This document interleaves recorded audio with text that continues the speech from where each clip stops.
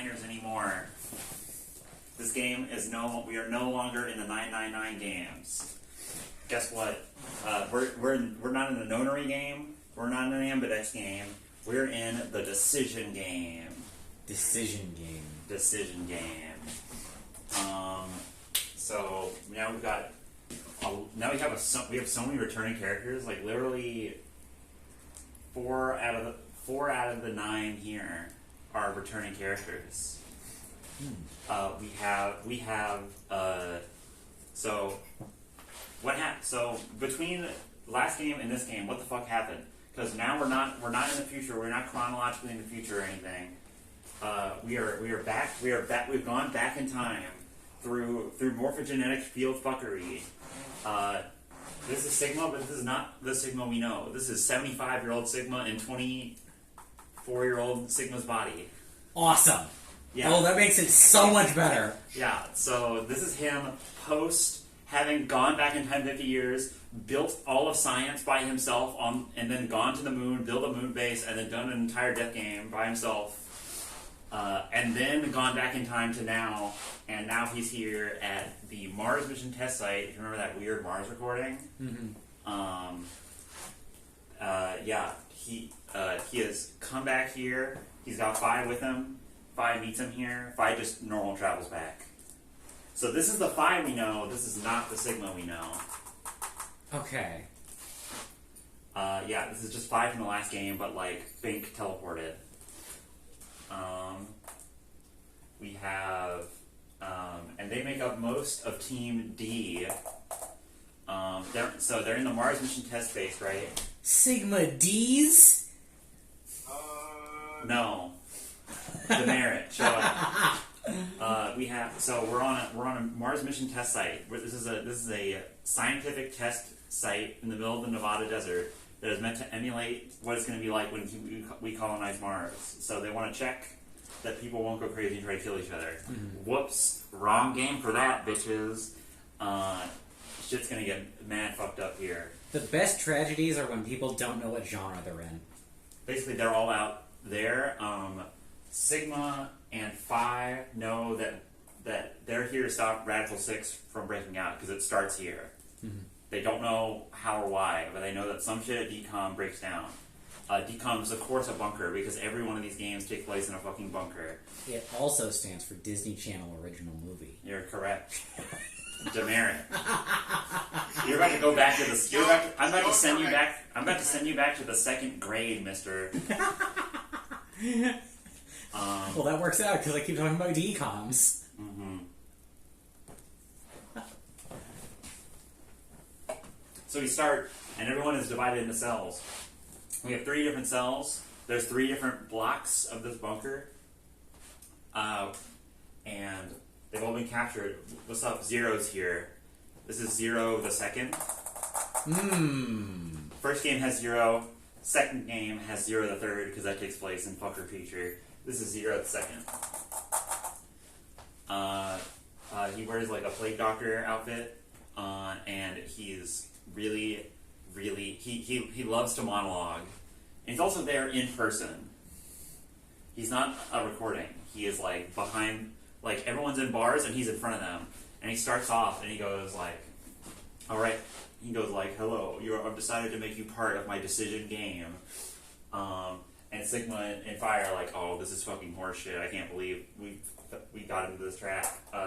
They're locked up with a girl named Diane, who is a nurse. She's just here for the money. Because Squid Game. Everyone who was going to be part of this mission test is going to be like a 6-month test or something. You're going to get paid $500,000 for being part of it. Awesome. Right? Totally sick. A lot of characters are just here for money. Anyways, they're there and they're like, Sigma and Fire, they're like, oh, this is fucked up. Zero's going to fucking kill us all. Gotta stop him. Then in another room, we have Akane, Carlos, and Junpei. Junpei, main character of the first game. Akane, co-conspirator of the second game, and Zero from the first game. Where in the first game, she's a fucking ghost. just so you know, Ricardo, in the first game, she's a ghost, but also the main villain. Hey, she's a quantum ghost? She's a quantum ghost. She both is dead and not. So whenever you enter a timeline where she starts to, where she would be dead, she disappears. And whenever you enter a timeline where you're getting towards the good ending, she's more active. Anyways, these two really important characters in the lore of the games who have been in all the games so far are teamed up with Carlos, a guy you've never heard of. He's a firefighter. He also is a red-blooded fucking American. He frequently stands in front of an American flag to tell to espouse morals to people. Oh, dude. If I had a body like that, I'd do that too. Damn. Yeah, I mean, he's totally jacked. Now remember, this third game, while being a 3D model, it also is really cheap. The whole game's 900 megs. And all of that is audio data. None of it is animation quality because the game looks like it's like a Newgrounds porn animation where someone's learning the program. So a lot of characters will just shift through facial animations without moving, and it looks really bad. So just add that level of comedy onto literally the entire game. It's awesome. And then down here, we have Team Q, which sucks. No one likes Team Q. All of them suck. We'll get to them later. Anyways, Zero's okay, what's up? Welcome to my decision game. Carlos, I'm singling you out because Carlos is the real main character of this game. He's not in the middle because there's multiple main characters in this game. Mm-hmm. You switch between them, but Carlos is the main character. That's why he's on top. And he's like, Carlos, okay, I'm gonna flip a coin. It's gonna come up red or blue. If you pick wrong, then you have to play my decision game. If not, I let all of you go right now. Oh my god. And when you pick it the first time, you get it right, and then you escape, and then everyone's outside, and then everyone's signaling fire, what? Do they get the 500K? No, nobody dies. Radical 6 is, maybe not released. Literally, they just are, they all get knocked out, they all wake up, and they're outside. And they're in the middle of the desert, and they're like, what the fuck? And, so then you have to reload and do it again. They also roll the credits. They do that whenever you get to these. Awesome. So then you have to... 500K? Yeah, you'd probably get the 500K. Zero did not hire you to be here. He is just a terrorist who has taken the place over. He's also, everyone has a wristwatch on their wrist. There's no funny going through doors in this game like there was in the first two. They ditched that because this game has no continuity while you're playing it at all. So all these dots, right, are junction points or points where story stuff happens. You get presented these in a pool where they're all question marks, and then when you click on one, you watch it. Oh, it's like the PS1 Serial Experiments Lane game? Yes, you just do it in totally random orders. It's broken up into what team you click on. So you know what team you're gonna get, but you might jump in and then Akane has a fire extinguisher and is covered in blood, and Junpei's dead, and you don't know where Carlos is. And you're like, when was this? You don't unlock this flowchart until halfway through the game. Cool. You need to get because it only fills in from the top, so you have to fill once you get all of this, it pops in. Once you get all of this, it pops in.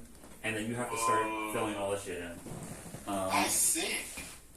Yeah, it's pretty fucked up. Which means to do a lecture on it, this one's actually easier than the previous one because there's no continuity to anything. So if you just put things in vaguely the right order, there's only really 4 main timelines,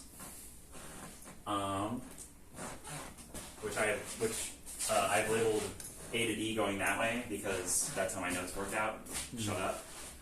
Anyways, So, just to rattle off who everybody is. So, anyways, you fail the coin toss, and then you all get put in. Each team gets put in a gas chamber, or like in a shower room, and then Zero comes on the intercom and is like, "Okay, what's up, bitches? You're in the decision game now. There's a button over there on the wall. If you push that button, the other two teams' the showers will turn on, and they'll be melted with hydrofluoric acid." Whoa! You have 3 minutes to decide. Why? So, each one of these timelines is where someone pushed the button. And then this timeline is where no one pushed the button. Like, why would you... Oh my god. The only way you can leave... He also explains the only way we can leave this place is if 6 people are dead. Doesn't matter what 6 people. You only have 3 people in your shower with you. Or, like, you and 2 others. You know. These are the 3 teams. So there's Akane, Carlos, and Junpei. Carlos is like... Junpei's like, fucking push it. I don't want to die. Junpei's had a hard year after the first game. As you can tell, he's flipped from being a spontaneous Canadian-Japanese boy to now he's a dark, edgy, brooding man, where he has become an alcoholic and become a world-traveling detective in order to find Akane, and he's finally caught up with her here, and she literally doesn't care. She's like, I'm here to stop the apocalypse, Junpei. Shut the fuck up. Junpei can't catch a break. Junpei cannot catch a break. He says at one point, I've been in a like black market organ trading place where they were trading organs like candy. That's the kind of places he's been hanging out for a year trying to find Akane. Because naturally, that's where you would find Akane. Yeah, because she's been doing all kinds of really shady shit. Really shady is not quite enough to describe where he's been. She was a terrorist in the first game, and then in the future games, she is a mega psychic queen of the moon. So, like, he's just like, broad net, dude. I have no idea where she is between these 2 points. Also, he doesn't know about the third game. Akane knows about the second game. Sorry. So she knows about like she knows about the Sigma and Phi plan. Mm-hmm. She gets split up from them. Carlos is a firefighter.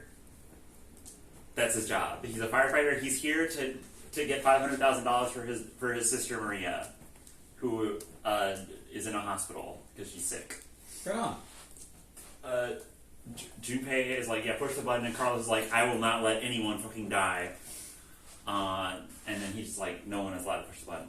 Although, you only control the people in the middle here, so you can make Carlos push the button, and when he does, he's like, what?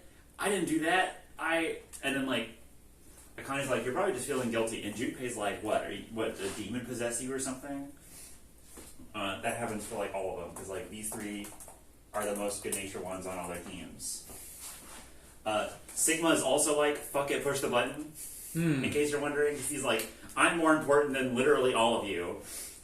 He's right. He's right. He is literally the future of humanity.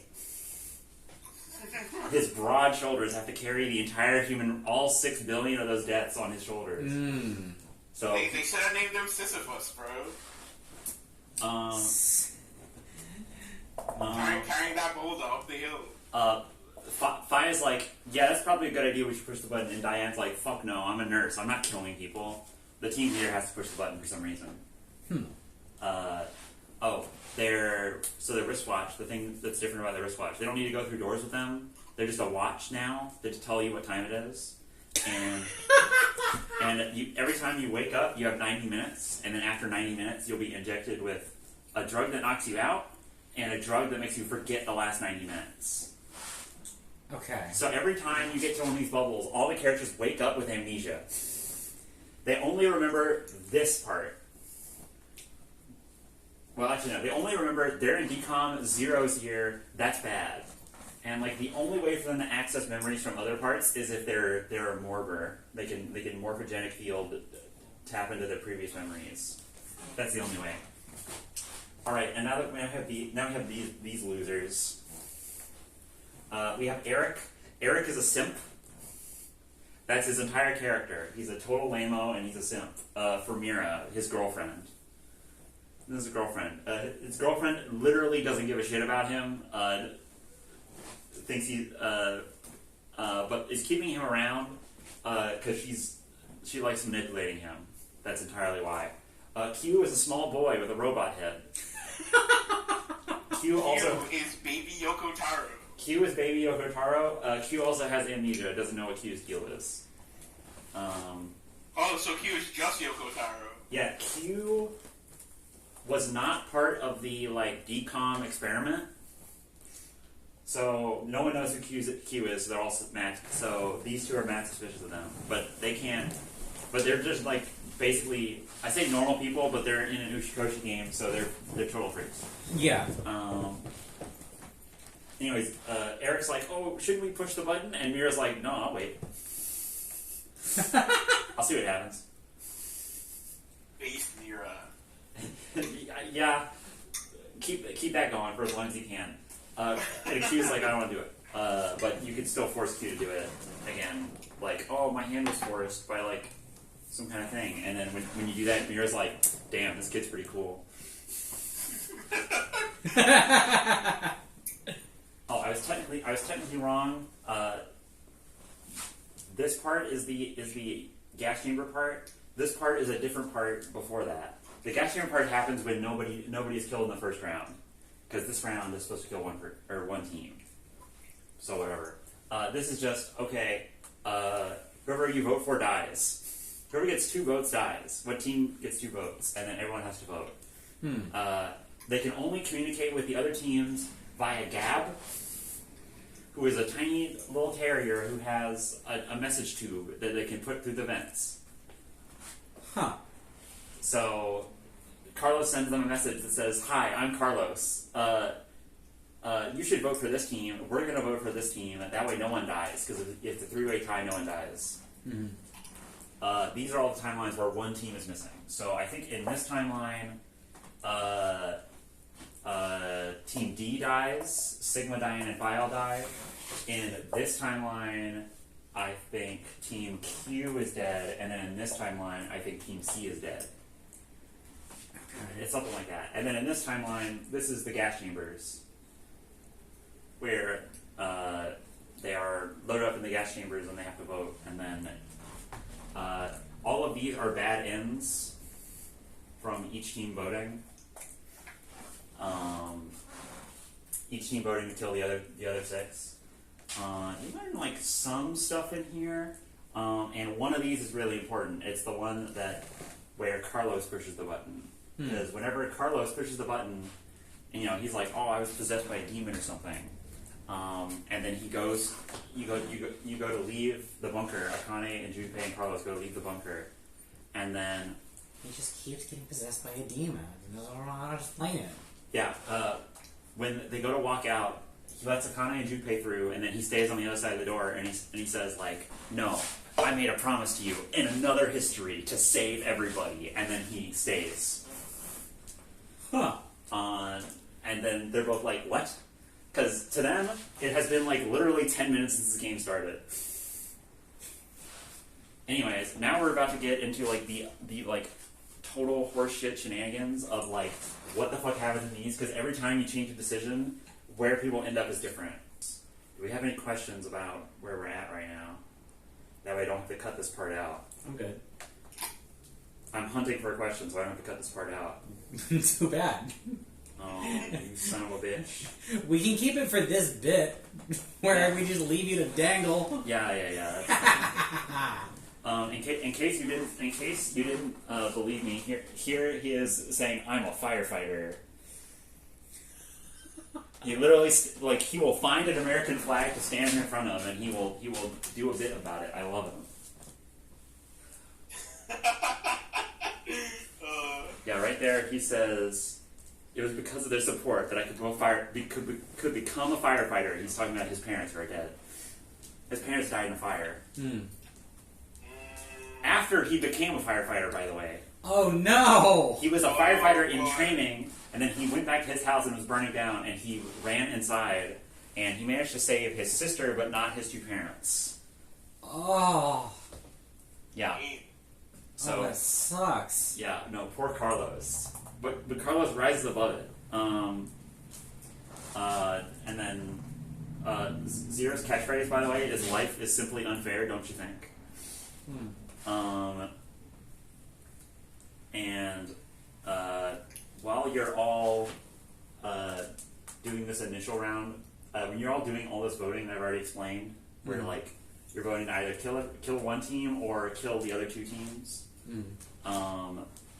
you get delivered this story in pieces by Zero, which I'm just going to tell you all of it now because I can't present it like how the game does.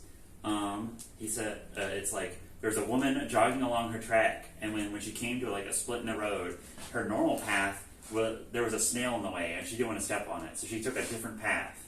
When she took that different path, she was found by a serial killer and murdered. Gotcha. And then her husband was convicted of her murder, which he didn't commit. So then he, so he got arrested and executed. So he had two children that were orphaned because of that. Before the man was arrested, he called a taxi, but he got arrested. So then the taxi driver went and picked up a different person. They picked up a doctor, and then they got into a car accident. And then the doctor and the taxi man both died. And then the doctor was on his way to treat a child. That child then died in the hospital.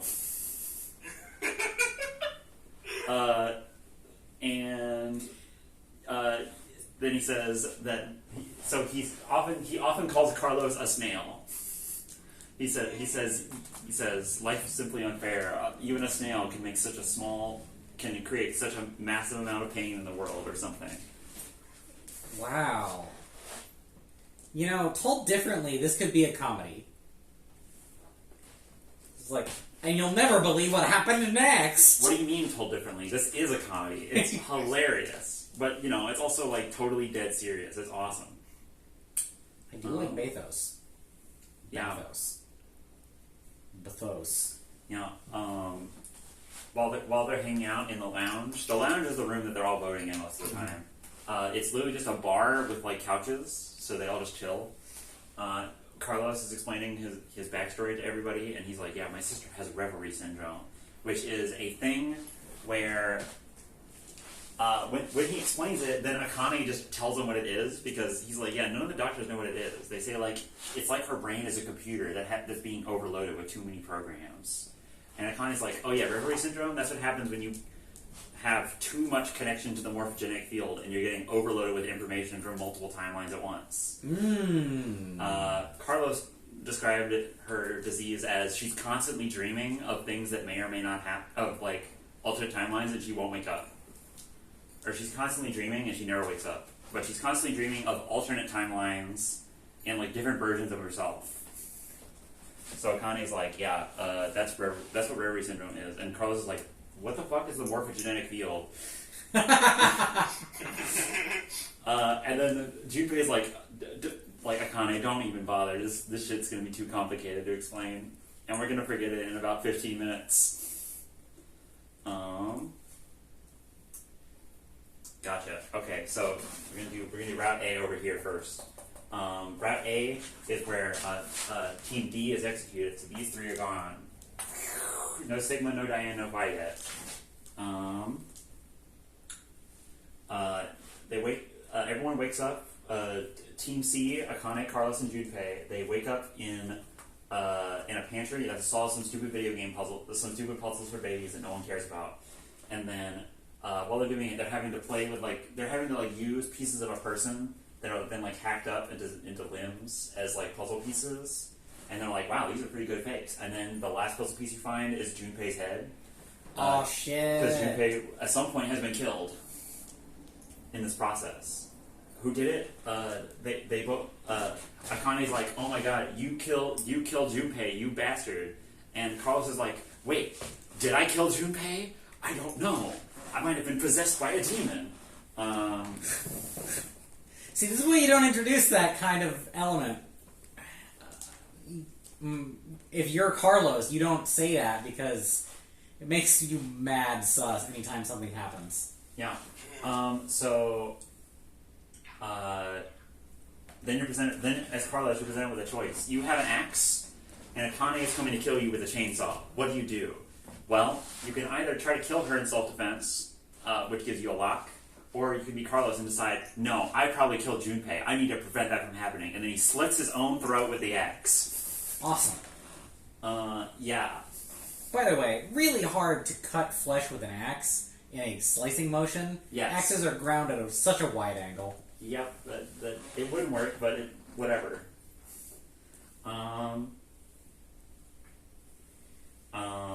The lock is where he kills Akane, and he kills her with the axe, but she chops his arm off, or chops his hand off with the chainsaw, which lets him take his wristwatch falls off, but also he's fucked up and all by himself and covered in blood and bleeding out. Mm-hmm. Cut to in a different area in a different part of the bunker. We got Team Q. They're doing some bullshit baby puzzles for babies in a library.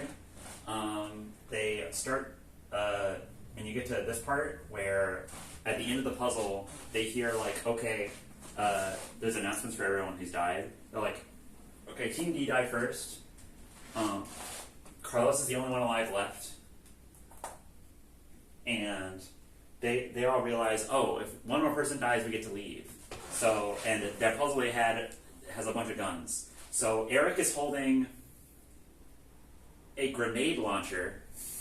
Uh-huh. Oh my god. Q is holding a crossbow, and Mira's holding a Desert Eagle. And they're all standing 3 feet apart, as if that makes sense. Eric has a fucking grenade launcher. Anyways, you're playing as Q, and it's all right, who do you shoot? And you have to type a name in. If you shoot Eric, Mira gets pissed, and it's no, because you shoot him in the heart, and it kills him. And then Mira gets pissed at you, and it's you destroyed his heart, you fucking bastard, and then she just kills you. And then she presumably leaves. If you shoot Mira, Eric will take the arrow for her, but not in the heart. He'll take it in the middle of the chest. And then Mira will be I was going to do this anyways at some point, and starts to carve him open. And pulls his heart out, and is oh wow, what a beautiful heart.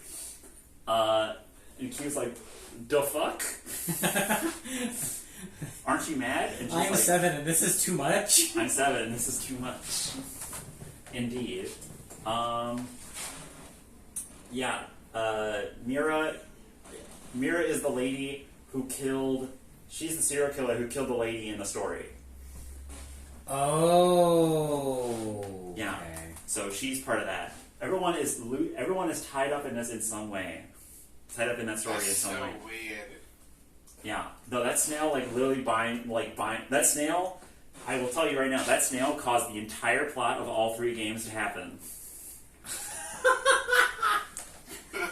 It's all been on this one point. Without that, literally none of this would have happened. If you say don't shoot anybody, they just gang up and shoot you. And then if you say shoot Q as Q, it goes, you don't know their name yet. So that's a question to write down on the board. And it's, what is Q's name? Quentin. No. Quincy. No. You're totally on the wrong track. Quiche. No.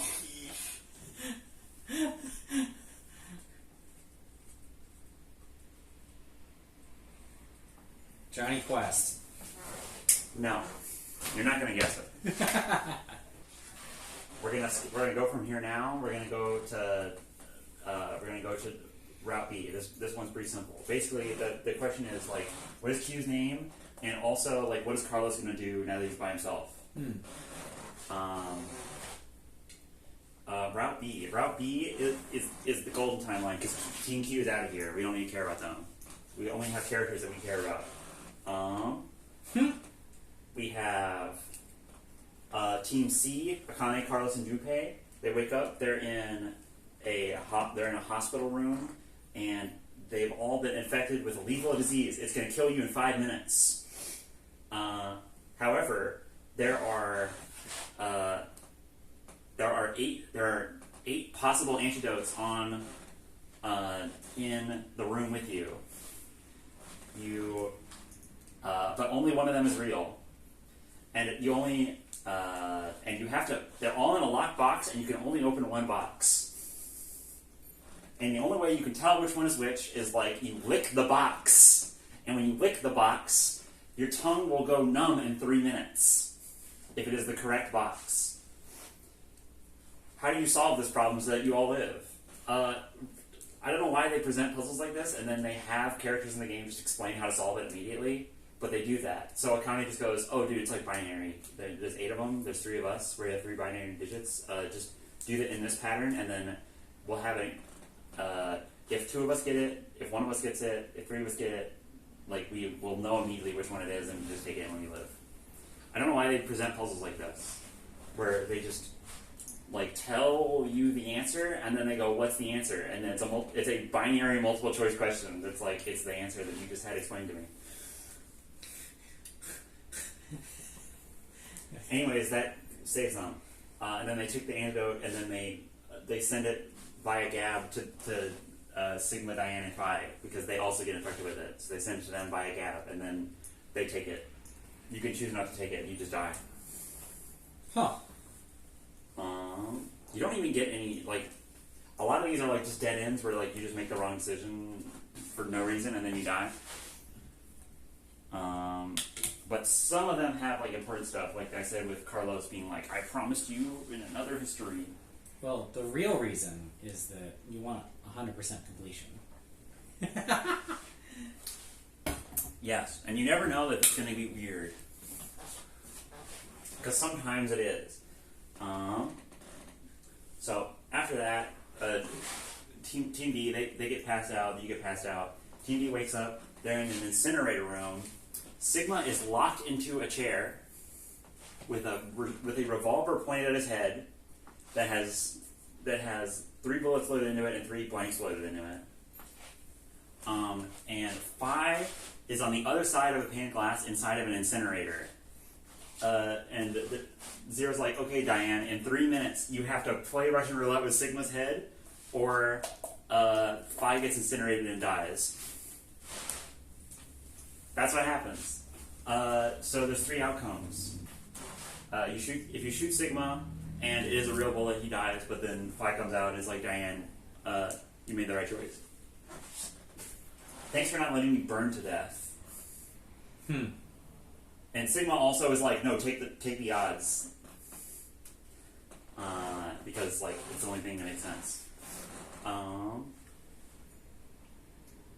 Then after that happens, we have a relatively short scene that I think is right here, it's in the middle, where Team C wakes up and they're in a gambler's hall, and Zero's like, okay, there's 3 dice on the table. You all need to pick one up. You all need to roll them simultaneously, and if you all roll a 1 on a 6-sided die, you get to live. If you don't, guns will shoot you all to death. If any of you do not get a 1. And they're like, what? What's the puzzle? And Zero's like, fuck you, there is no puzzle. So at which point Akane's like, well, there's a 0.46% chance we get to live. Thanks, Akane, for the number kind of thing. So you roll and then you die. But if you reload like 5 times, you'll all roll 1.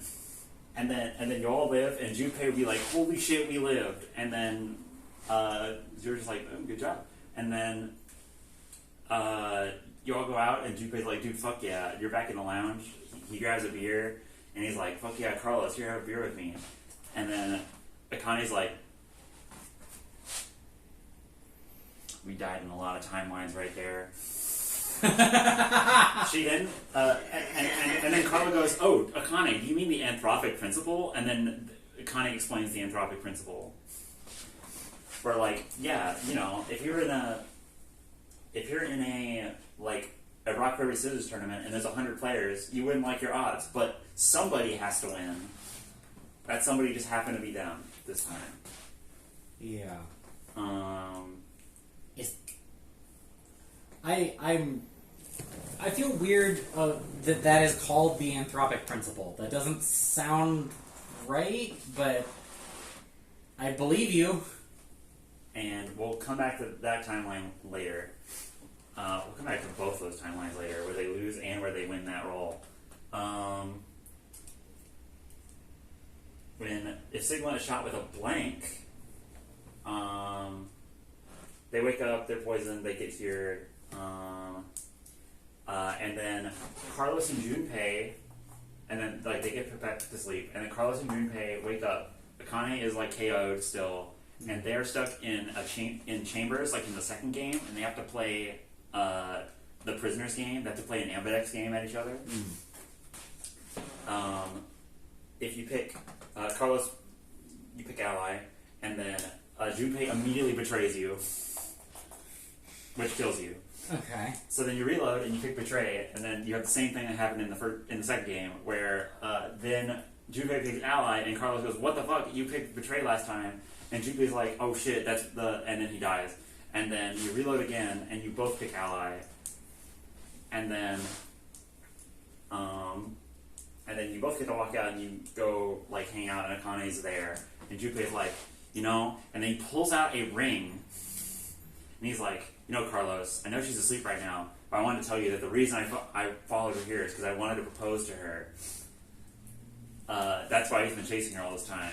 Cool. Carlos is like, "Whoa, dude, that's pretty." And then like an orb of light floats down from the ceiling, and then like enters Carlos's body.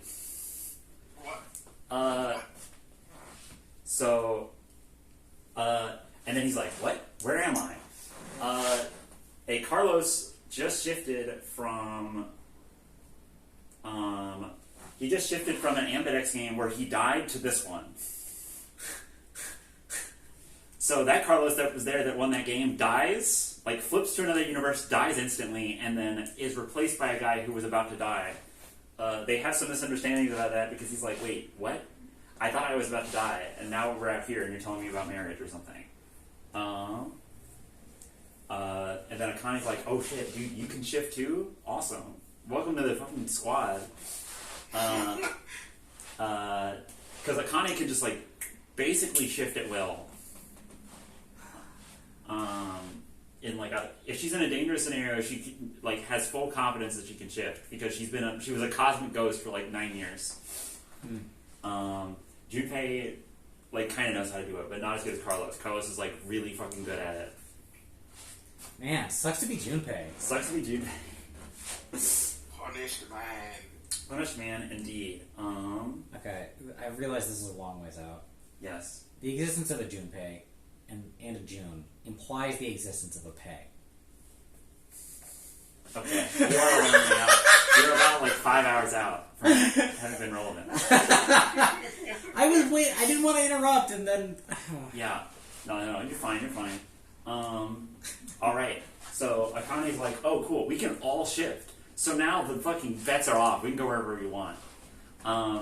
So Akane's like, so you're standing in the reactor room. Akane walks up to the terminal, hits some buttons, and is like, "Okay," and then the reactor starts to overload. In 10 minutes, it will blow up. And then Junpei's like, "Okay, where are we going to shift?" And Akane's like, "I don't fucking know." If I worked that out ahead of time, there wouldn't be any danger. There has to be a limit. And then Junpei's like, "Dude, what the fuck? You don't want to give us any heads up on this?" And so Junpei is like, "Alright, I got a plan. I know how we can get out of here." See, and he comes up with possibly the most plan someone could come up with. He's like, "Okay, everybody, what we're going to do is we're going to shift to the timeline where we didn't roll ones." Why? We're going to shift to that timeline specifically.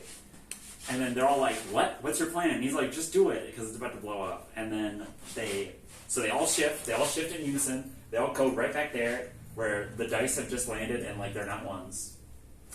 And then they're all standing there, and Junpei, Carlos is like, "Okay, Junpei, what do we do?" As like guns are spinning up, pointing at them, and then Junpei's like, "Here," and then he punches Akane in the face, grabs her, throws her in a fireplace, and then says, "Carlos, cover her," and then like lays on top of her, and then Akane's like, "What the fuck?" And Carlos is like, "What?"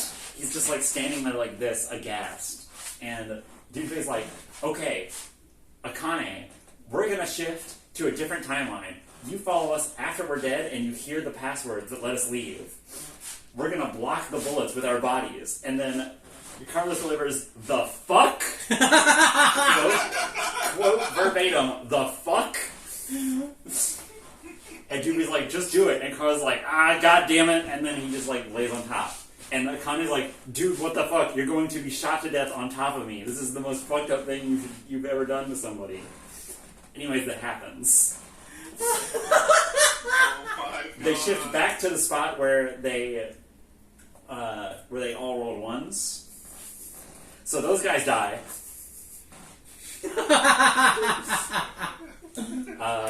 But then Akane shows up and she has the passwords and they're in the lounge and they're like, "Oh shit!" And Junpei's like, "Cool, we can leave." And then Akane fucking bitch slaps the shit out of him, like, "What the fuck?" And then cries. And then Carlos is like, "Dude, that was really uncool." And then Junpei walks up like, "Hey, I was gonna propose to you, by the way," and then like shut down immediately. Like, "Dude, what are you, a fucking idiot? Why did you think right now is the good time?" Now is not the time. He was worried that she would leave, but also, "Junpei, you're a fucking idiot."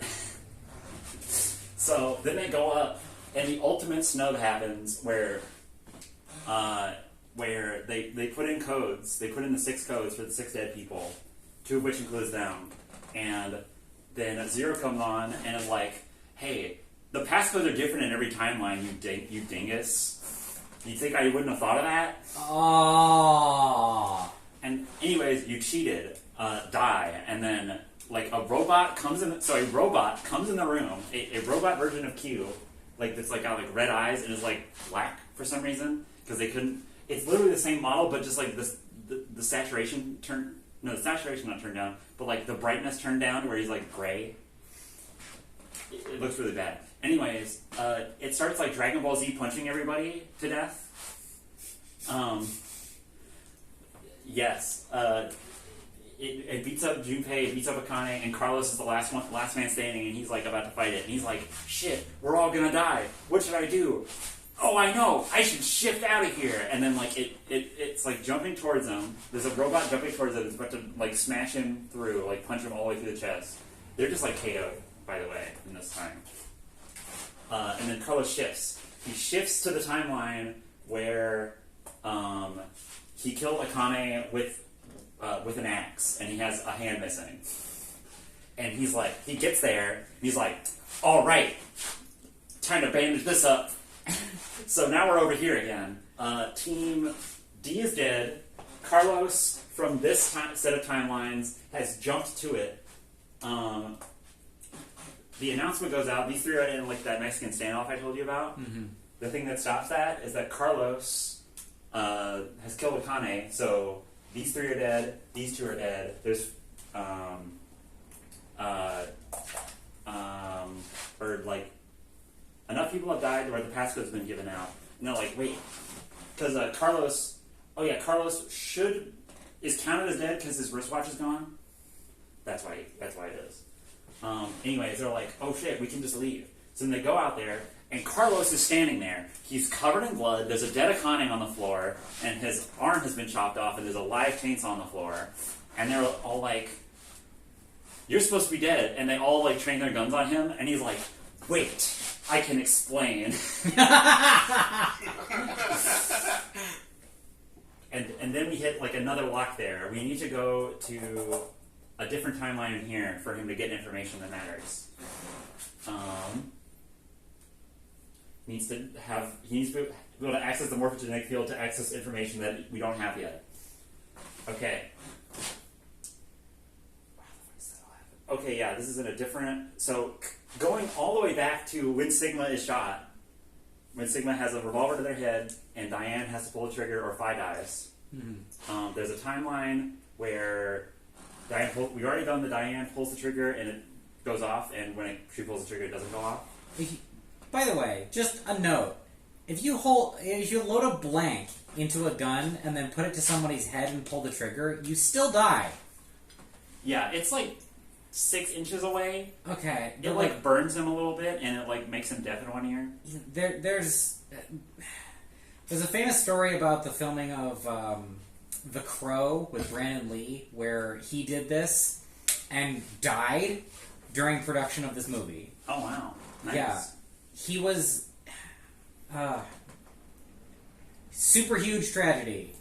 Yeah. But also, don't fuck around with guns. Yeah, like what? When was that? Like the 70s? 1991. Oh wow, that's impressively stupid for a production to ask the guy to do that. He didn't actually do it. It was between takes, and he was just fucking around. Oh.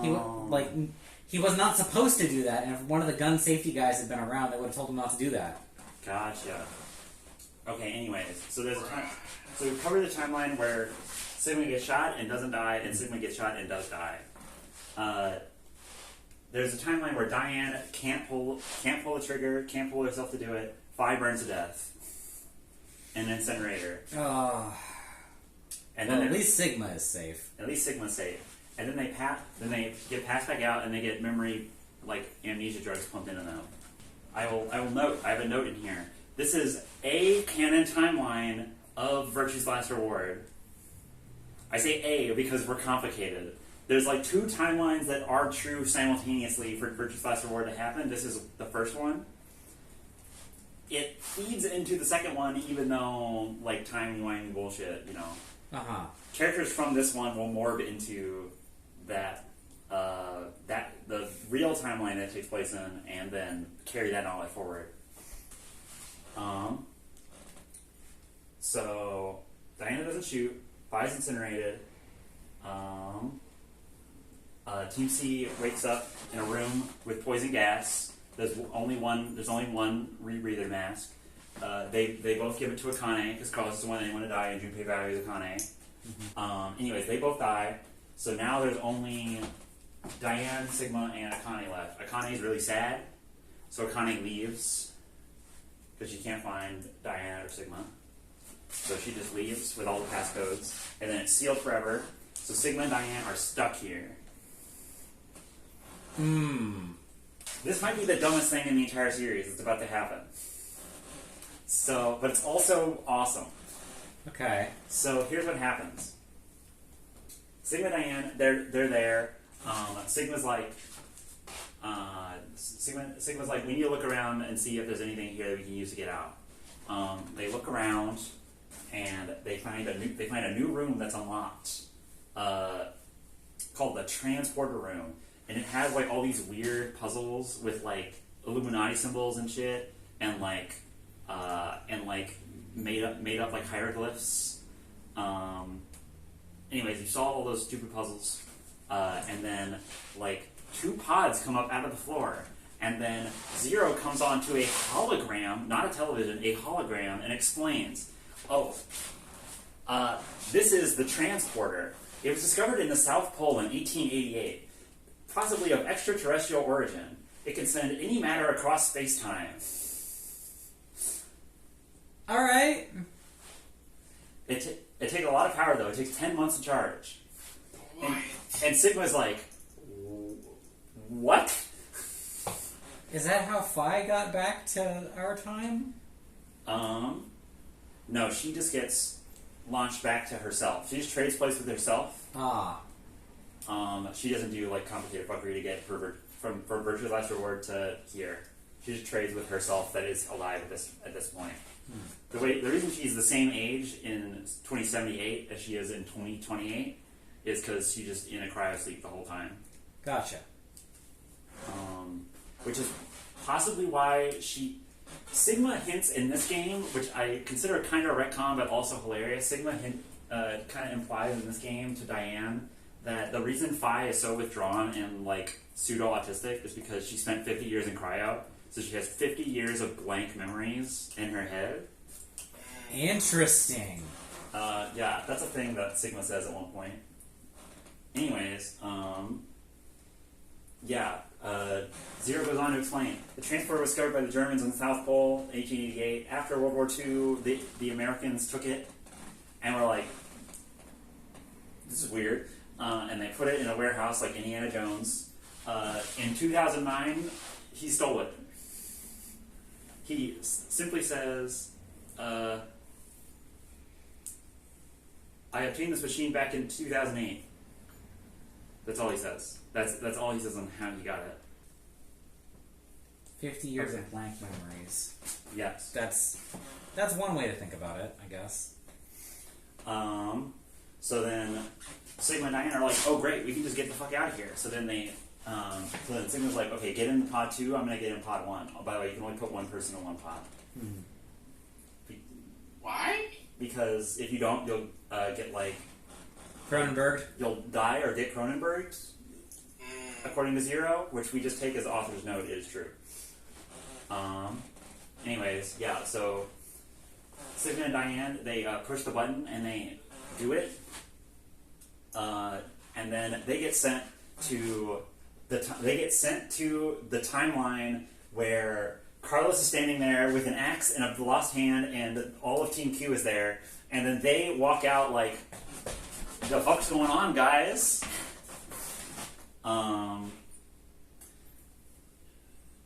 So they walk out, just like, and everyone's like, wait, you're supposed to be dead. What the fuck? What are you doing here? Why do you have watches on?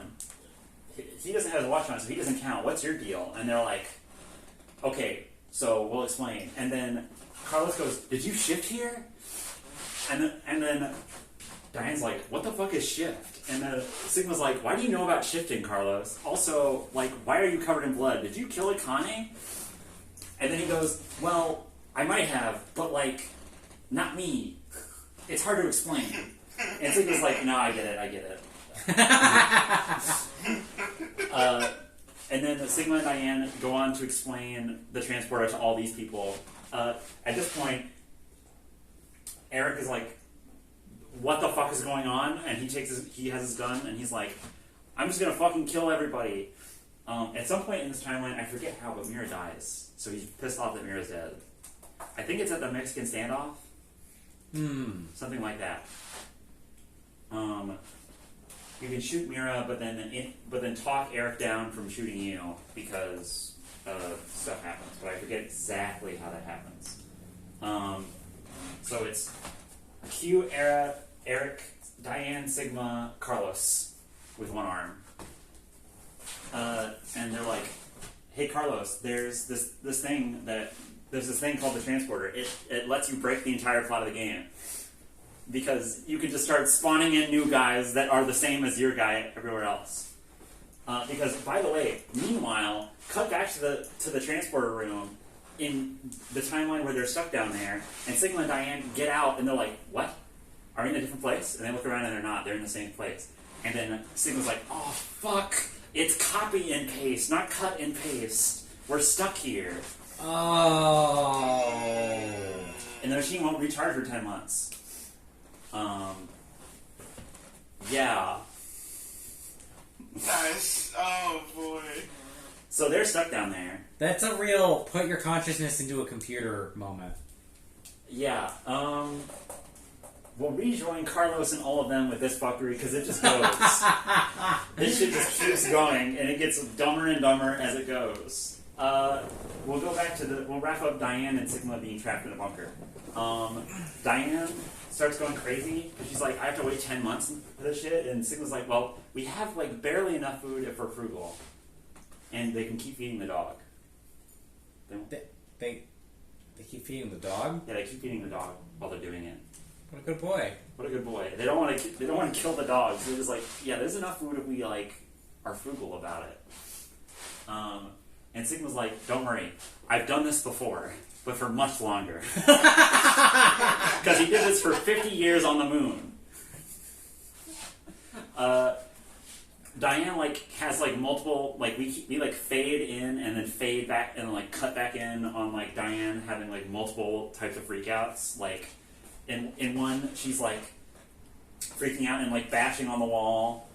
She's like, "Let me out, Zero." She's like banging on the door, or she's like running around between the different like TV prompters and is like, "Zero, please, just let me out." At one point, then we like fade out and we cut back in, and she's in the shower, just like with the shower on, but all her clothes because they don't want to have a second model. So she's just in the shower, just like sulking, and it holds on that for like 20 seconds, and then it like slowly fades out, then it cuts back in, and then they're just like eating like spam out of a can very slowly, and she's like, "I don't want to eat. This is gross." They're eating a single noodle for the entirety. Yeah. That they split in 3: breakfast, lunch, and dinner. And also with their dog. And then, and then we like fade out on them eating, and then we cut back in, and they're both in. There's a tranquil room which has like holodeck like fancy screen walls. So like they're floating on they're sitting on lawn chairs, and like the screen and the floors are all like sky and clouds. And then Diane's like, "How many months has it been?" And Sigma is just sitting there, and he goes, 2 weeks.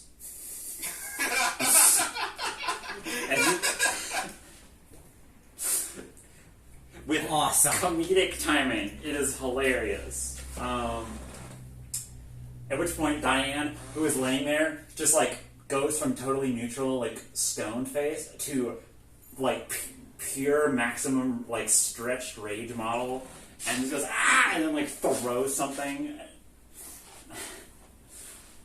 And then, Sigma has to like talk Diane down, and then she has like a breakdown.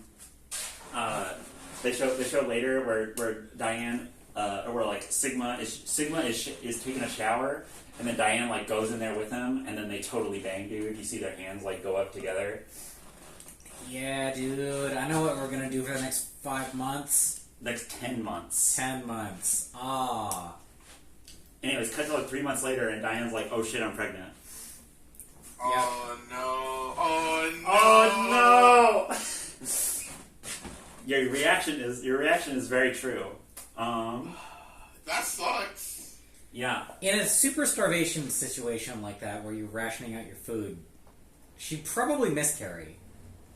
Sigma starts giving. They're only being frugal. They can have like 2 cans of food a day. Okay. That's not enough to make a human being, but better. Sigma starts giving half of his food to Diane because he's a Chad like that. So when we cut back to them, Sigma has gone from like his total Chad physique, where he's like huge and broad-shouldered, to he is like now like half his size. But Diane does successfully give birth, and then when she gives birth to fraternal twins. And then they're both like, "Oh shit, I was going to send you through with the kid." They're both like, "I was going to send the other person through with the kid." But now they're like, "Okay, we're just going to send both kids through the transporters when they recharge."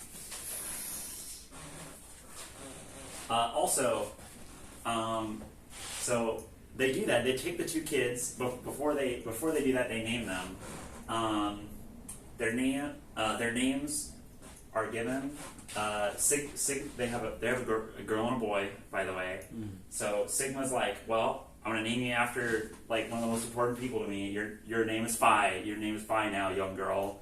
And then Diane, and he gives the brooch from Phi's corpse, like burned corpse, to Phi, the baby. And then, or no, he gets it from Diane. Diane gives it to the baby, and then Diane's like, "Well, my name starts with D, and you're going for a Greek thing. What if our other kid's name is Delta?" So then they name their kids Delta and Phi. And then they push the button to send them through to another timeline, and Diane goes, "Where are you sending them, by the way?" And he goes, "I have no idea how to operate this machine. I'm just pushing random buttons." Oh. He never worked out how it works. He literally says, "I just pushed random buttons."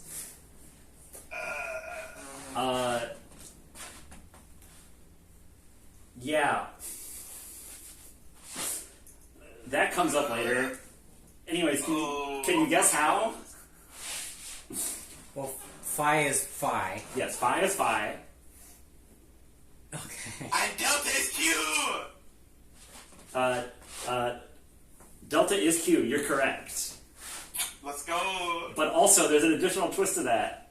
Oh. That's not Q. We'll get there. What? Yes. So in all the menus, like all the non-diegetic menus, this kid is labeled as Q, and people on other teams refer to Q as being on Q team, and Eric and Mira refer to Q as being on their team, but they never directly refer to this person as Q. I see. Because actually they have a secret fourth member who is named Q. They are a blind and deaf man. They just wheel around out of frame at all times. In this Mexican standoff, when it says you don't know Q's name, you can go back to it now and put Delta in, and then this little robot boy will turn to the camera and say, sorry about this, and then shoot the camera, and the camera will fall over. It will then spout some Latin before it dies. And then Mira and Eric will be like, I would have never thought to shoot him. What? What? So that's one of these that's this timeline right here. It's like a joke ending, but also is how you confirm that, Q is not Q, this kid has a real name, which I'm just gonna start referring to him as his real name, which is Sean. Sean with a Q. Man. Celts can't spell. Sean with that Q, like Michael with that B. Anyways, the Sigma and Diane and the babies that are in that bunker that are not cut and pasted, they presumably just die in that timeline. Cut back to here. So again, to recap, we have Carlos, who has jumped from a nuclear explosion to machine gun fire to not machine gun fire to here. So he's jumped from like here to here to here to here. He's like just crossing all the timelines at once. He's missing his hand. He's covered in blood. Akane and Junpei in this timeline are dead. Team D is dead in this timeline, but we have a clone of Sigma and Diane in this timeline who have walked out of the transporter and then been like, hey guys, we have a transporter, by the way. And when they walk in the room and there's these two, and like Eric's like, oh, Mira's dead, I'm so sad. They're like, where's Q? And who's that, by the way? Carlos sees this little robot boy and is like, hey, you tried to kill me. And then the little boy's like, what? I'm confused. Yeah, that's what's happening right now. We haven't even crossed this halfway point over here. We're not even over. We haven't touched over here yet. I want to point out how stupid this game gets. Yeah, they're really going all in on the morphing. Yes.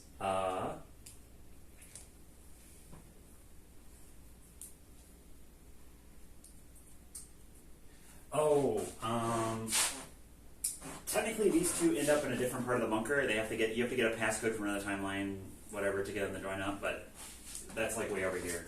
Just know that they do that. They access the morphogenic field and then they go, boom. The code is the day of birth of their two twins. It's an 8-digit code. It's 11/16/2029. That's what it is. So They localized the date? That's interesting. yes, they did. So anyways, Sigma, Diane, and Carlos just starts talking weird enough to where Eric is too confused to shoot somebody. He was really pissed that Mira's dead, and now he's just confused because we have two people who did different types of time travel to get here, and someone who did a different type of time travel to get here, and a robot boy that no one recognizes. By the way, in this timeline, Delta is still being wheeled around, I guess. Again, just out of frame. Delta's never in frame. Delta is implied to be the frame of reference. For like whenever the camera is just sitting still, that's them. So they lead them back to like a weird pod room that they come to, and it has a bunch of cryopods. In those cryopods is corpses of these three because they died in this timeline. The chopped up corpse of Junpei. Mira's corpse. This is how she died. She was like frozen to death by Zero. Zero just like killed her for some reason. Okay. Zero just decided to kill her because I think she. With Ice 9? I guess. So Eric freaks out again. He he pulls out his gun and is like, okay, I'm done with all of this shit. This is stupid, and I hate all of you. I'm gonna kill you. He has a double-barrel shotgun, but like the game treats it like it's a full auto. Like, the model's just wrong. At this point, Eric's pissed off, and then Carlos has gained all this new knowledge of like where all this shit is and all these passcodes, and then he says to Eric, look, okay, you're pissed. Someone killed your girlfriend. It's fine. Just shoot me. I won't die. He has that much confidence in his shifting because he's now done it like 4 times to escape death. So, man, we haven't even gotten over here yet. Jesus Christ. We are in the fuckery though. This is the Carlos soup. If this wasn't the fuckery, It kind of comes together here, and then we wrap things back up. Carlos is like, all right, go ahead and shoot me, Eric. Just take out all your aggression. Go ahead. He goes to shoot. He shoots Carlos. Carlos shifts out back with the version of him who is, and then he goes back to where Junpei and Akane are getting beat up. Right? They're getting beat up. They're in a lounge room. There's a robot. You were cheating. Mm-hmm. No cheating allowed. Carlos shifts back. There's a robot coming towards him. He goes, oh shit, I forgot about that. And then he just rolls out of the way, and then it headbutts the wall hard. We have a mutual timeline. Like, both timelines get the same revelation at once, because when Eric shoots with a shotgun at Carlos, he, breaks the wall behind him, and it's revealed that all of the walls are holodeck.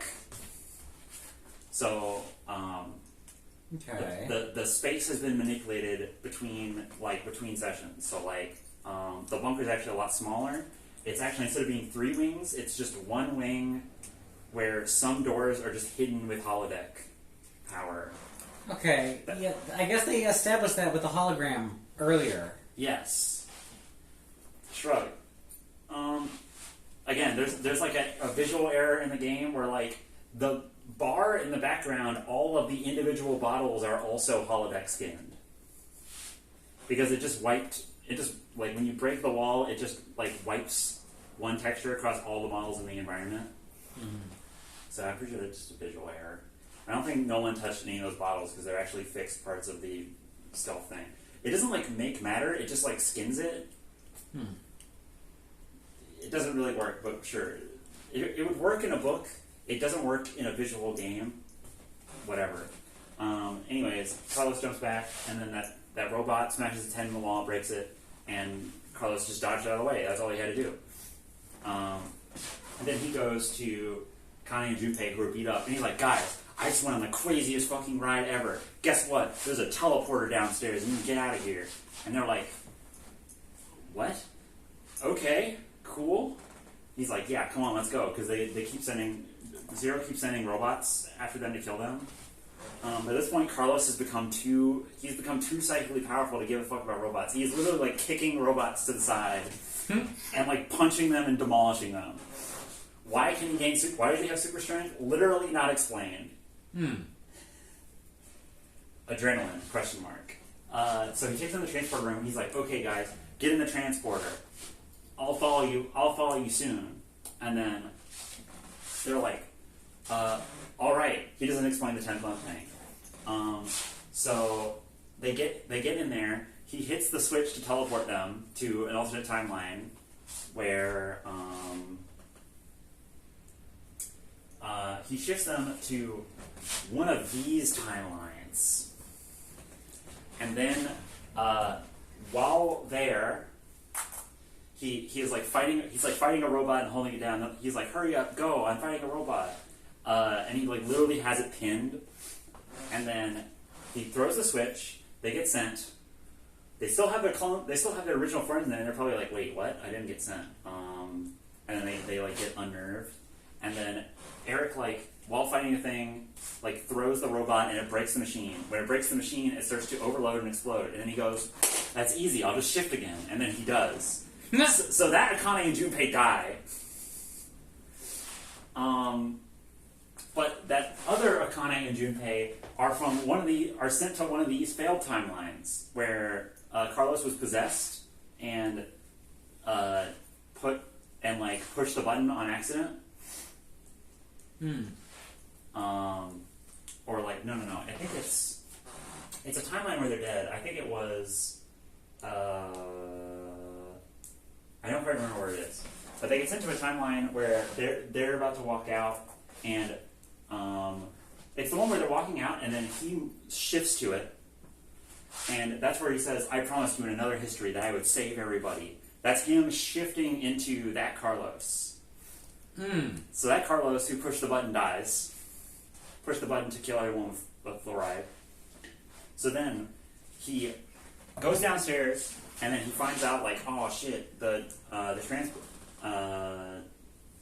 He needs to figure out how that transporter works. He figures out how that transporter works. He sends him back in time 10 months to before the experiment happened, and then he's in one of these. He's in one of these timelines. Oh, we can go through that now. I know that one. That's impressive that you have that kind of straight in your head. Yes, vaguely. Yeah, so now to cover where Carlos jumps to from when he transported an Akane and Junpei to another timeline. That's going to happen in here somewhere where they're dead. They get sent here. And Carlos is going to attempt to follow them. And this is where we'll pick up. So in this timeline, Team C was executed in the first round. So it's just Team B and Q for most of it until the fuckery creeps back in towards the bottom.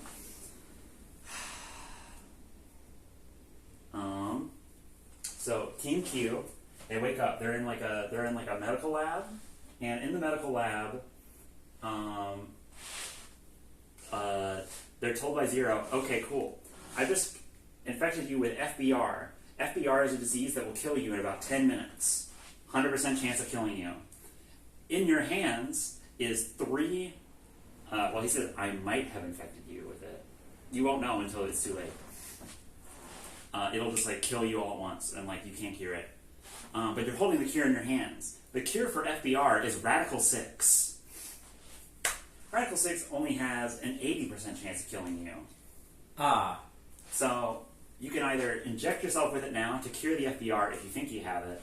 If you don't think you have it, you shouldn't inject it. But don't worry. I'm Zero. I'm actually clairvoyant. I know which one you're going to do ahead of time, so I either infected or didn't infect you based on that. Aha. That's what he says. And it's true. He is clairvoyant. No matter what you do here, you won't die. But it is drastically important which one you pick.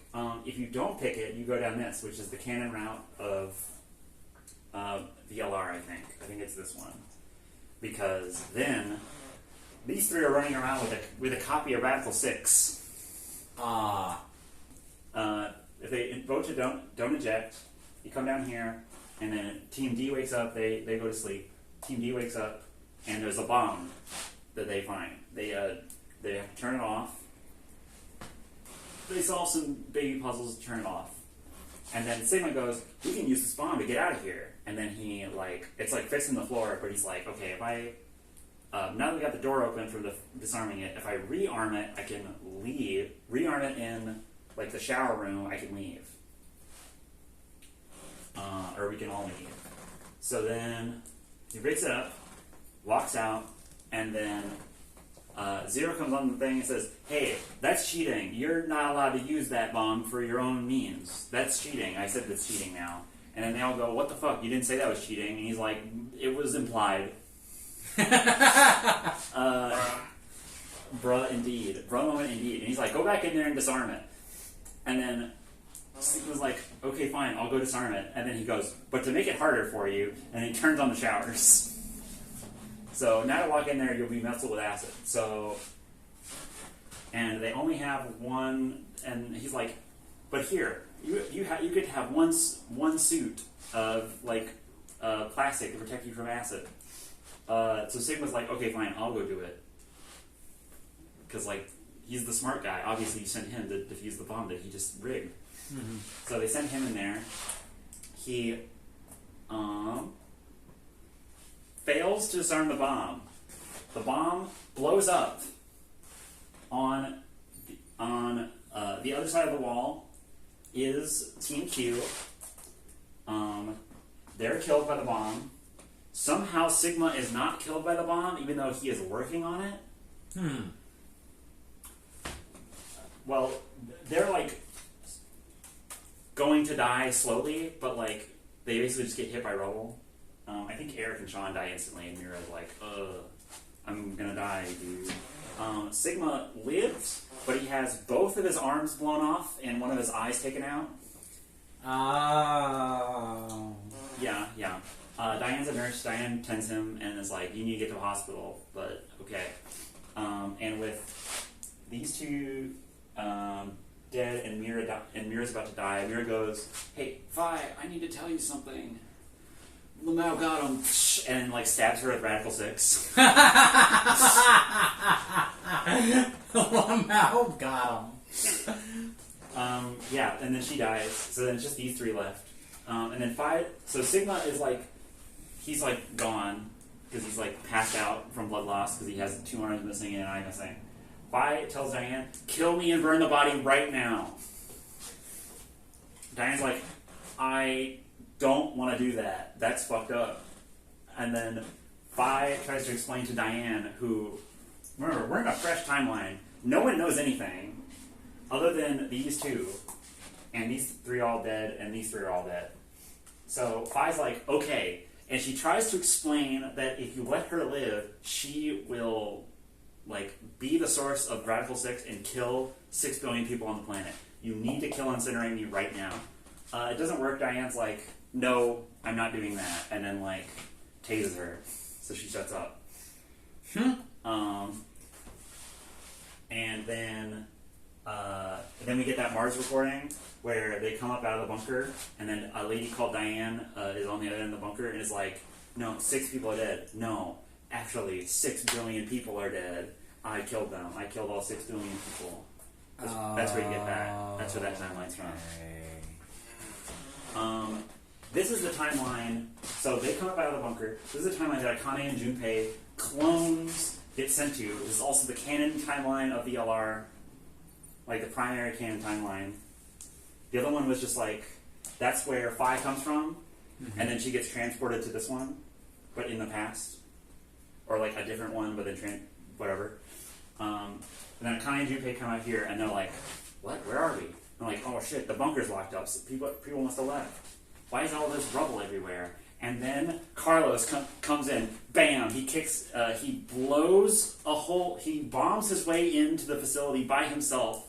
Well, no, not by himself. He has all his firefighter buddies. and he is dressed in firefighter gear, and he's like, "Hey guys, I'm here to save you."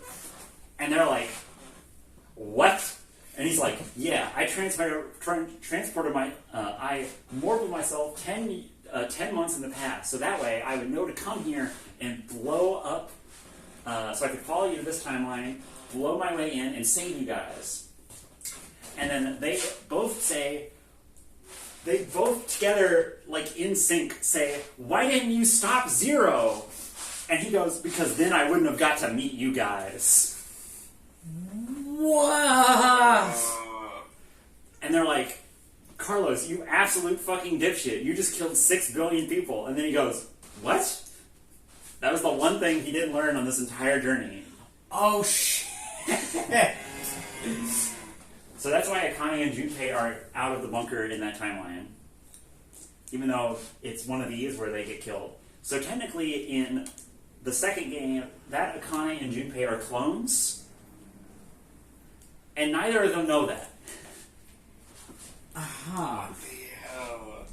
Also, Phi is a clone, because all of the Phis are clones. And Sigma is Sigma, but Sigma is 75-year-old Sigma, so now he has to do all that. He has to go through the whole loop again. But Carlos got to meet his 2 friends. Hmm. And then that timeline ends there. This is where this ends.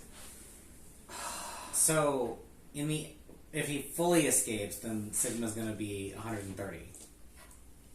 Yes. He'll just keep looping forever until he gets it done. Oh, poor bastard. Poor bastard. Alright.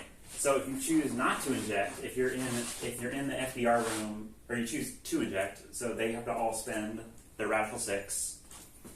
They'll get rid of the Radical 6 to cancel out the FDR that Zero is clairvoyant and knows to have put in them, so they don't actually die. They pass out. Team D wakes up. They're in a room. That room is featureless except for one button, and the button is a big blue button, and around it is a flashing holographic warning that is spinning around it that says, "Warning, do not press." Then they all debate whether or not to press the button. And then Sigma's like, "Push it, this is obviously a trick." And Phi's like, "No, obviously you don't push it. It says not to push it, idiot." And then Diane's like, I'm the player character, I get to choose. So then, if you push the button, it just self-destructs the entire facility and everybody dies. The end. Anyways, if you don't push it, then the rest of this gets to happen.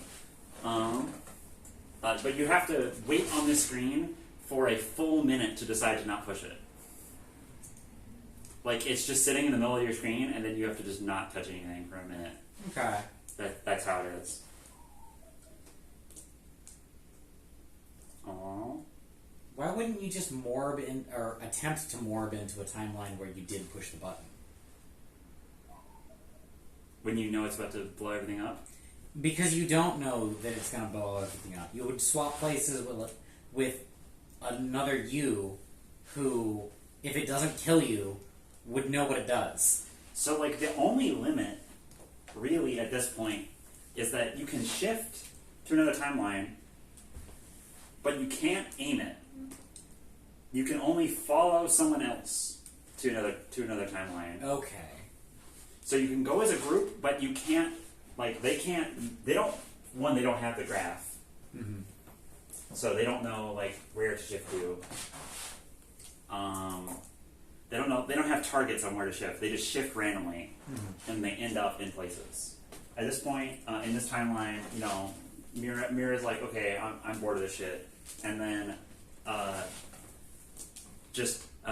thing that's been going on is that whenever everyone falls over to fall asleep, Mira fakes it for the camera, I guess, because her eyes are always open. It looks like a visual glitch, which with the rest of the visual glitches you would think is a visual glitch.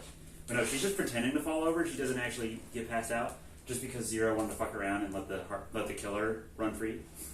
Okay. So at this point, Mira just gets bored, and she just goes, fuck it. And then she just kills her whole team, Team C died initially, and then she goes and meets up with Team D, and they're like, "Hi, Mira, what's going on?" And then she just shanks Sigma in the gut, kills him, and then Phi's like, "What the fuck?" Diane's like, "Oh, I'm scared," and runs. She kills Phi. Diane tries to leave with the passcodes, and then Mira kills her, and then Mira leaves. Sean is left behind because he gets stabbed, but he's a robot. Aww. He's a little robot boy, so he's fine. So he gets to stay behind, and he gets to talk to Zero. And they meet in the quantum computer room. Every game's gotta have a quantum computer room, dude. And this is where he tells Sean that his name is Sean, and he's based on a boy who, in the story, died in the hospital because a doctor got in a taxi that crashed on the way to treat him. Mm-hmm. So this is a part of the experiment of this entire thing is to see if you can use a computer to pull someone's enough data from someone's past, like someone's life in the past, to load it into a quantum computer so that way they can continue to live. Basically, you can cause them to morph to a shift after they're dead into a computer. Cool. That's what Zero's trying to do. That's one of the things. Every time they ask why he's doing this, he always goes, "My motives are very complex." Oh, we have two things on there that we can cross off. Yeah. What's his name? It's Delta. What is brother's goal? Oh yeah, he also says basically to the audience, because like Sean doesn't know what it means. He says like, "Oh yeah, by the way, I'm brother. By the way, I'm like the leader of Free Soul." Mm-hmm. Yeah. None of his clones are here, but he'll explain fully why he did all this in a minute. We're almost done. I think we've wrapped this up. Yeah, Zero posits to Sean, and also to you, the player. Not all humans retain their consciousness inside their brains. Perhaps they exist in an alternate dimension, and they are thinking from there. That's pretty close to the thing that I think is true. Yeah, I know. All right. So. What do you think a soul is? Yeah, basically. So backing all the way up, we have this is the canon timeline right here. This is where all the fuckery comes to a head in order to cause the previous game to happen. Mm-hmm. And this is the simple timeline. This is the simple outcome.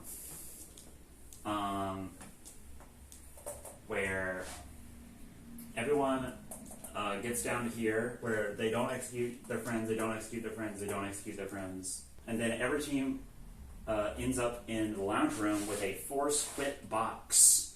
It's a big red box. It's shaped like a dice that says force quit on it, and then it has a passcode with a riddle on it.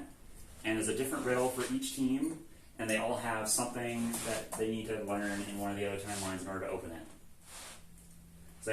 So all this stuff has to have happened, and they have to have known about it, but they don't necessarily have to be that guy.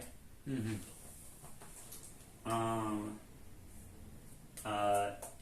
Carlos gets a passcode for his team because he's really good at it. He just knows the password. I forget what his password is. And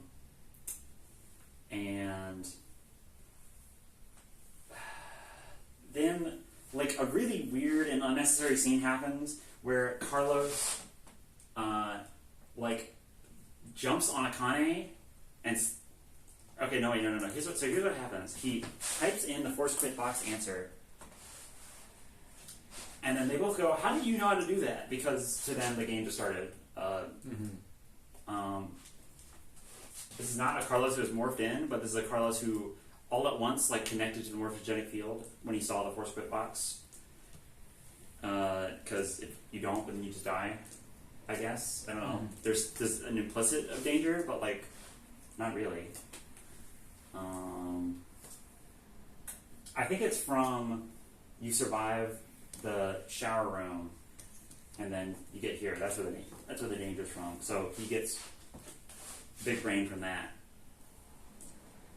Puts in the password. They both go, "How do you know how to do that?" Or "How do you know that password?"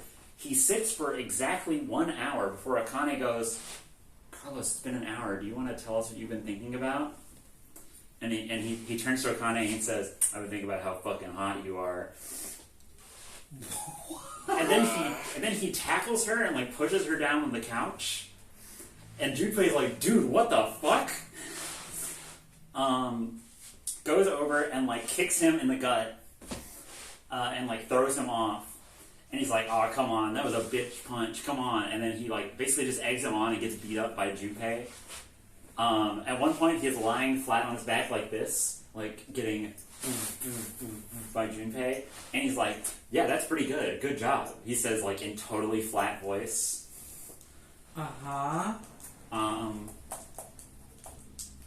And then they come out of that room, and Akane's like, "Are you guys okay?" And then he's like, "Yeah, guys, you know what? I think we broed it out. Let's go have drinks. Drinks on me." And he walks over to the bar, and he goes to make it.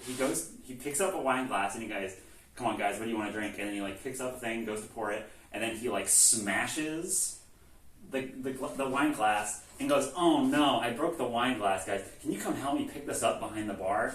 And then they come around the bar, and then he's like, "Hey guys, I'm more from somewhere else. Zero's looking at us through cameras." And they're like, "Yeah, no shit, dude. What? What are you talking about? Why did you have to go through all this?" Anyways, he's like, "Yeah, actually, all of our clocks are desynced, but we're in the same facility. So if we go down to the transport room where there's alien metal, we can take the alien metal and slip it underneath our watches. That will break the needles when they come out to inject us. And then we can pretend to fall asleep and then wake up when the other teams are supposed to be awake, and we can do the same thing to them, and we can do that." So that's what he does. But he goes about it in the most roundabout fucking way possible. Thank you, Carlos. Was him trying to assault Akane a bit then? Yeah. Or was he... Yeah, he whispers in her ear, like, "Hey, follow me behind the bar," and then, like, gets thrown off.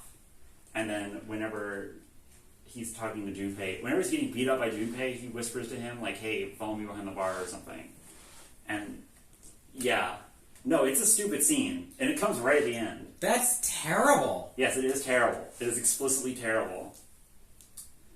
I was gonna recommend these games to somebody. I don't know about that scene. Second one happens. Team D, these guys are waiting in the wings, but they have to force quit their box. I guess when you force quit your box, that's when you learn, like, it releases quantum data, like, into your brain. Okay. Or something, because Diane opens the box, and when she opens the box, she turns to Phi and then, like, starts crying because she realizes that's her daughter. And then, like, hugs Phi, and when she hugs Phi, Phi realizes, because Phi can remember the smell of her mom. That's a thing that's been mentioned, like, twice. Okay. In, like, VLR and this game. At least they establish it. Yeah. Also, there's a hint where in this game, in the previous game, she didn't have eyebrows. She had white eyebrows. In this game, she has orange eyebrows, and she says she dyes her hair white. Okay. Yeah. As soon as they have a conversation about that, you look at them and you're like, "Oh, okay, I get it." They're, like, genetically linked. Cool.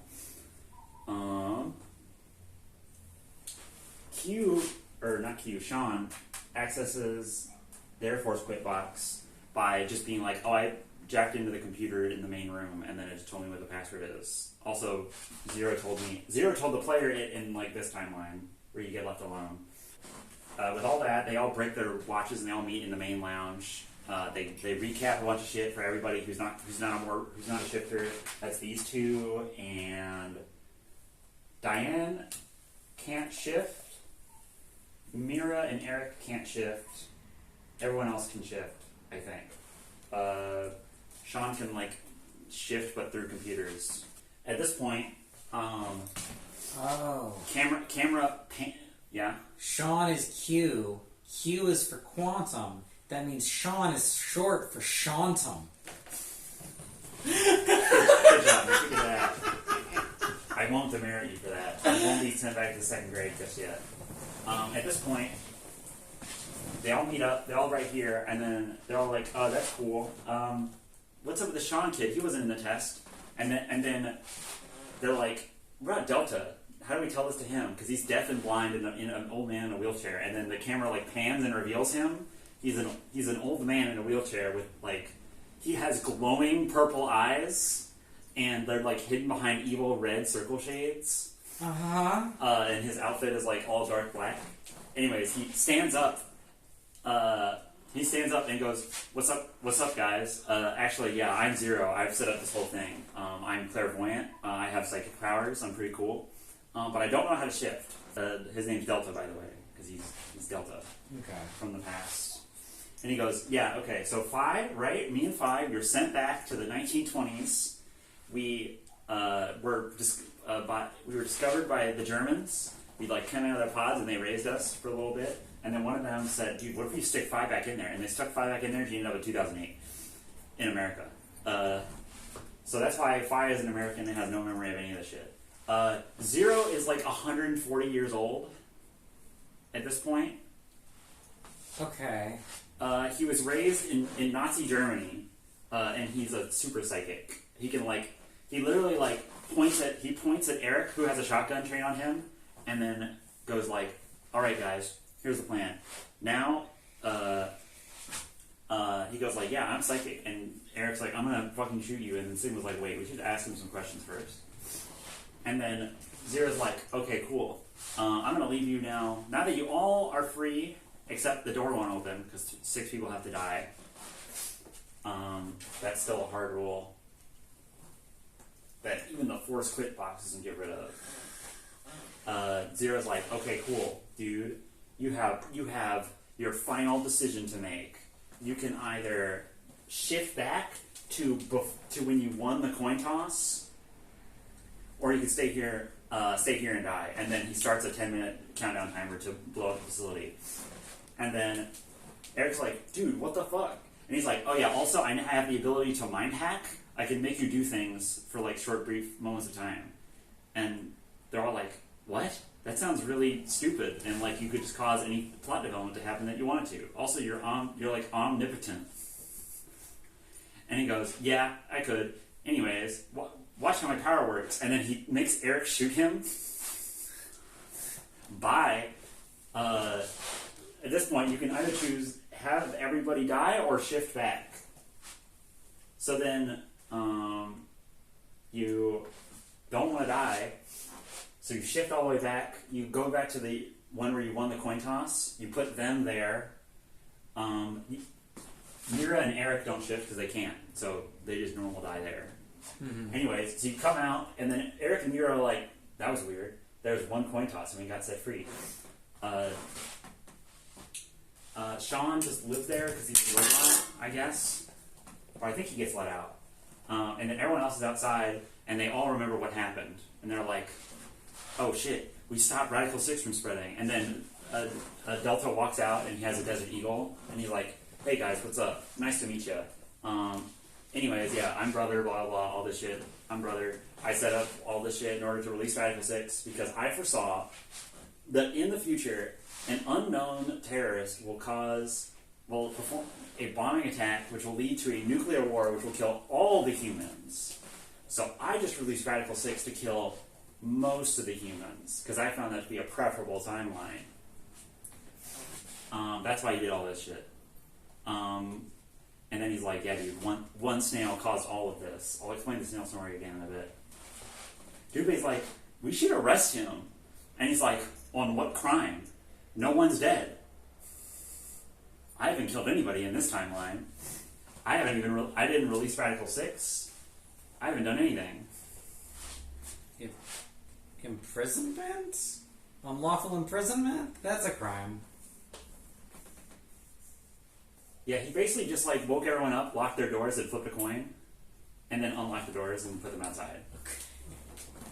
The worst you could say is that he drugged them, which he did. Anyways, he's like, "Now I have assembled you all here. You're now really, really fucking good at shifting. You can just shift timelines fucking willy-nilly like it's nobody's business." Carlos is at this point like a mega psychic. At one point, in here, I think he psychically links to his sister and like cures her of her morphinogenic field problem. Okay. By just like pulling her out of it. Well, she's not all the way cured, but she can like think thoughts at him. He starts being able to think and talk to his sister Maria. That happens once. Weird. So you shift back. Zero explains what his plan was, and he's like, "Okay, cool. I've made you all the ultimate, most badass shifters. I've also told you all. You also all know about Radical 6 and why it would have happened. And you also all know that in 1 year, like nuclear apocalypse will rain down unless you stop this terrorist attack that I know nothing about. Anyways, here I have a Desert Eagle, and he throws it to Carlos, and he says, "Carlos, you get to choose whether or not I die." And then the last frame of the whole game is Carlos like, shh. And then before you hear a gunshot, it cuts to credits. That's how the game ends. But you do hear the gunshot. No. Oh. You don't hear a gunshot. So it is undecided whether or not Carlos shoots him. That's how the game ends. And that's how the series ends. Okay. Okay, indeed. I'm going to reread, because now that we've gone through all this like totally insane shit, I can just go through and explain. Okay, yeah. So, writing this game must have been such a pain. Right? But also, like, they just like smooth over their parts sometimes that don't make sense. Anyways, so the original story of the snail. A woman driving along a track came to a turn. There's a snail on the road. She took an alternate route and was murdered by another woman. That woman who gets murdered is Eric's mom, and the girl who kills her is Mira. So they have some kind of weird thing going on there. He literally calls her mommy sometimes. It's pretty cringe. Yeah. He has... No, that's base. Anyways. Sure. He has two siblings who are also orphaned as a result of this. Because his dad gets sentenced to... a man, it's not his dad, just a random man gets sentenced to death for this, and his kids get taken away. That man has two kids. Those two kids are Akane and Santa from the first games. Okay. So they become orphaned, which like sends them down the path of the first killing game. Before the man is arrested, he calls a taxi, but he gets arrested, so then a doctor gets picked up instead and dies on the way to the hospital. That doctor was going to cure Sean of, he also had reverie syndrome. Which is where your brain's in the morpho field so hard. So part of this was Zero wanting to pull Sean out of the morpho field back into a body.